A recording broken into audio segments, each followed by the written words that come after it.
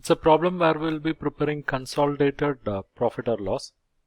Keswick Company acquired 80% of share capital of Derwent Company on 1st June, let's say 2015. The summarized draft statement of profit or loss for Keswick Company and Derwent Company for the year ended 31st May 2016 are shown below. You are given revenue, cost of sales, gross profit, operating expenses, profit before tax, tax and profit for the year. During the year, Keswick Company sold goods costing $1 million to Derwent Company for $1.5 million.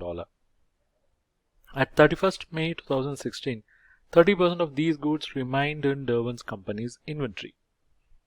Question: prepare Keswick Group consolidated statement of profit or loss for the year ended 31st May 2016. And you have a note here. The statement should stop once the consolidated profit for the year has been determined. The amounts attributable to the non-controlling interest and equity owners of Keswick are not required. Show all workings as credit will be awarded to these as appropriate. Okay. Question B. Which of the following formula describes the amount to be entered in the consolidated statement of profit and loss as profit attributable to equity owners of Keswick? Okay, that we'll discuss at appropriate time. And item C, what amount should be shown in consolidated statement of profit or loss for the non-controlling interest? Okay, there is also one more question which we'll discuss at appropriate time. Okay, so this is the question, abridged form. Our task is preparing group consolidated statement of profit or loss. So you have two companies here, Keswick Company and Derwent Company, and you have to consolidate. Okay, let's get started. Consolidated statement of profit or loss for the year ended 31st May 2016. First, we'll start with revenue.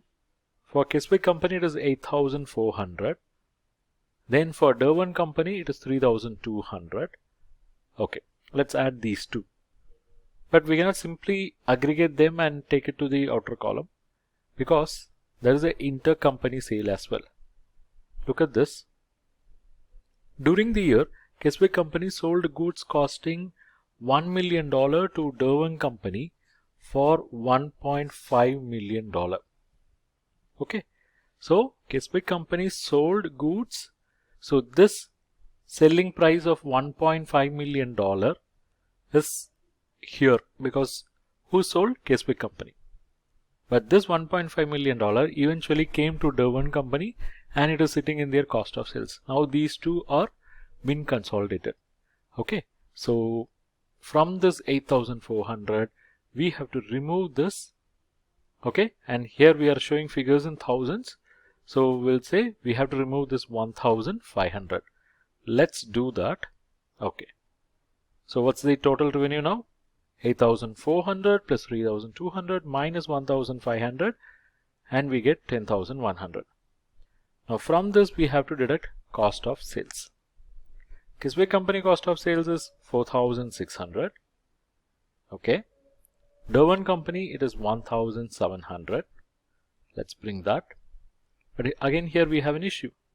What was sold by Keswick Company for 1,500 is included in the cost of Derwent Company. So this 1,700 includes 1,500, which is nothing but the sale. So already we have removed here. So that should be removed over here also. Let's do that. Let's remove because this is the sale and for Derwent Company it is the cost. So let's remove that 1,500. And there is also an additional information that at 31st May 2016, 30% of these goods remained in Derwent Company's inventory. So this Derwent Company's cost of goods or cost of sales was arrived after factoring the closing inventory, and that closing inventory included 30% of goods that were purchased from Keswick Company. So we have to unload the profit that is included. And how do we know what is the profit? The cost is 1 million. The selling price is 1.5 million. So that 0.5 million or in thousands, that 500 is the profit. So that 500 is the profit on entire 1,000. But here only 30% is remaining. So 30% of 500 which has been deducted should be added back. So that's what we are going to do now. This 30% of 500 we are adding it back. So 4,600 plus 1,700 minus 1,500 plus 30% of 500 gives you how much? 4,950. And this will give you gross profit, that is 10,100 minus 4,950. Now from this gross profit, deduct operating expenses, which is this 2,200 plus 960.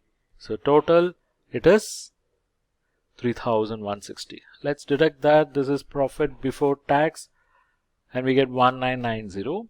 And tax, yes, we can just bring them over here. 600 plus 140. So how much you get? 740. Then we have profit for the year, that is 1990 minus 740. Okay, so this is the consolidated statement of profit or loss.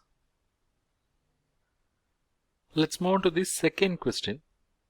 Which of the following formula describes the amount to be entered in consolidated statement of profit or loss as profit attributable to equity owners of Keswick Co? So which profit we will consider as profit attributable to equity owners? You have four choices: Group PAT minus non-controlling interest plus non-controlling interest, Keswick Company's profit after tax, group profit after tax. And further the answer is group profit after tax minus non-controlling interest. Because the portion attributable to non-controlling interest is for that set of people which does not get attributed to equity owners of Keswick Company. Okay. Next, third question.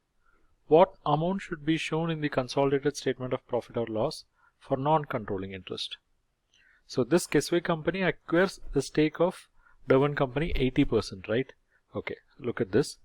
This non-controlling interest, we take this 400,000, okay, because this is the other company, but in that Keswick Company has a stake of 80%. It means the non-controlling portion is remaining 20%, right? So what we get? It is this 80,000. Next, which of the following factors A to H illustrate the existence of parent-subsidiary relationship? If there is a significant influence, can we say there is a parent-subsidiary relationship? No. So that is a scenario where we talk about associates and all, right? Then control. If there is a control, then yes, parent-subsidiary relationship. If there is a non-controlling interest, yes, parent-subsidiary relationship. If the shareholding is greater than 50% of equity shares, then again yes. If entire shares are held by an investor, then yes. If it is greater than 50% of preference shares, preference share does not determine the parent-subsidiary relationship, so no. If 50% of all shares and all debt are held by an investor, no, because it should be greater than 50%. Then greater than 50% of preference shares and debt being held by an investor, again no, because it should be greater than 50% of equity shares.